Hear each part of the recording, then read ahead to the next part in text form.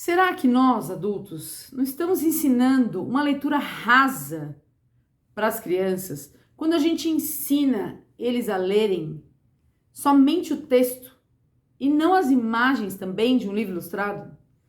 Por exemplo, você já vivenciou um livro que as cores criam ou transformam a narrativa da história? Pois hoje nós vamos falar das cores e de suas significações do livro A Guerra.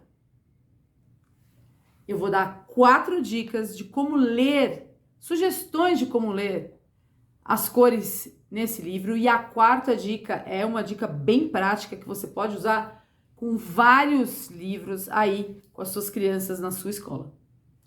Meu nome é Audrey Moreira Roida, eu crio soluções práticas para uma sala de aula mais criativa e neste canal você vai encontrar muitas coisas do mundinho da literatura infantil e da criatividade na escola. Fica aqui comigo. Este livro, A Guerra, ele foi escrito pelo José Jorge Letria, ilustrado pelo André Letria, editado pela editora Amélie, na coleção da Cigarra. E ele tem uma coisa muito peculiar, que é falar de um assunto muito complexo e muito denso dentro de um contexto de um livro para crianças, que é o terror da guerra, que é o terror da morte em massa, que é um tema muito difícil, que geralmente não é abordado em livros infantis, principalmente da maneira como é abordado aqui, que é um modo realista, sério, mas sem ser chocante, sem ser, como é que chama isso? Sem ser apelativo. Porque eles acreditam, e eu também acredito, que todos os temas complexos, difíceis, eles precisam ser apresentados para as crianças de um modo que elas deem conta de lidar. Porque a guerra, a violência, o extermínio em massa está acontecendo hoje, né? Aconteceu ontem, aconteceu na década passada, sempre acontece. E aí, como que a gente elabora isso com as nossas crianças sem nem ser apelativo e também nem romantizar? Enfim, vocês vão ver aqui que esse livro, ele tem um modo muito interessante de colocar isso para as crianças. Importante dizer, pessoal, que nesse vídeo aqui eu vou falar sobre o elemento cor. Como que a gente olha, como que a gente pode significar esse elemento cor dentro deste livro, mas olhar para a cor pode ser feito em qualquer livro. Então, o que eu vou falar aqui pode ser usado para o livro que você tem aí na sua sala de aula, o livro que você tem aí na sua casa com a sua criança. E outra coisa importante é que a cor é um dos elementos que a gente pode significar nesse livro. Ele tem vários outros elementos simbólicos, elementos da própria técnica que o artista usou aqui para ilustrar. Mas hoje a gente vai falar da cor. E a primeira coisa que eu gostaria de trazer é aqui a capa. A capa já resume todas as cores que a gente vai encontrar no livro. Que é esse ocre, esse amarelo que aparece aqui, ó. E esse cinzento, que não é exatamente um preto fechado, mas é um preto meio cinza. E essa coisa meio enevoada, meio encardida, assim, né? A primeira coisa, então, que eu gostaria de trazer para vocês é esse cinzento que vai invadindo essas primeiras folhas. Aqui é uma floresta, né? Dá para vocês verem. Ele vai invadindo e dá a sensação de que ele vai invadindo uma velocidade alta, né? Ele vai invadindo como parece como é que chama isso? Um rio que deságua. Dá pra entender, ó, aqui também tem o uso da cor que dá a sensação de que tá indo rápido, né? Esses traços aqui. Aí, chega um momento da cena, ó, ele vai invadindo aqui de outro ângulo. E até que ele invade a cena. Vamos pensar aqui como que é simbolicamente ter um cinzento invadindo a nossa vida, invadindo ali nossa alma, invadindo o nosso cotidiano. Essa é uma reflexão para a gente fazer. A segunda dica, a segunda sugestão de leitura é pensar como esse cinza, ele não invade somente, ele não é somente essa coisa que vai chegando por essa via meio, parece ali uma invasão de pragas, né? Ele invade o ar. Olha como ele usa aqui uma série de tons para dar uma atmosfera de que esse cinza chegou no ar. E aí, como é que a gente pensa essa poluição, esse sufocamento, né?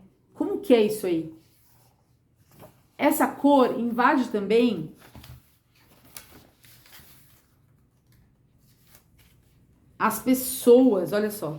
Olha que cena mais forte, ao mesmo tempo simbólica e simples, né? Uma padronagem, que ele repete a mesma cena, mas que é um cinza que invade todos esses seres humanos que estão padronizados, estão iguais, estão exatamente no mesmo jeito, com o mesmo formato, com a mesma cara e sem nenhuma expressão.